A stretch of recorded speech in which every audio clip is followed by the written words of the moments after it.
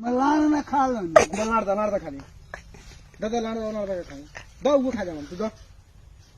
जरा खाई हम दोनों हट ना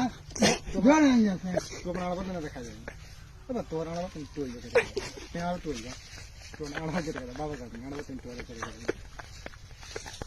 सारा कौन आदमी होता है आना दिखाने का आना खाली माथा में दर्द हो रहा है और आना मुड़िया भी ठोक माथा में दर्द ठीक हो जाए तुम्हारा था तुम माथा ठोक ना जो ना साला आना से तुम माथा ठोकना था जरा पर ठीक हो जाओ आना बस दुबे ठग मारेगा ठोकना तो दुबेर जा सकते हैं सुनो तू अपना आड़ से दुबे माथा ठोक जा सकते हैं बांध के ना ठोक जो अपना आड़ से दुबे माथा ठोकना था ए हट ना साला फिर साला को तो देख साला कौन चला पता के साला लोग कहला साला मत तो बने सार को साला कह रहा कतरा हमरा के सारवा को ना सारवा का बेटा को साला को तरह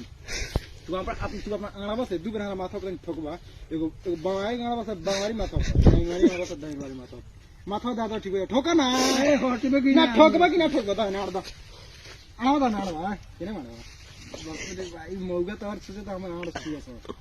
दन तू बनाना भाई ए को आता है भाई ना तू बना दा कर दे हाथ में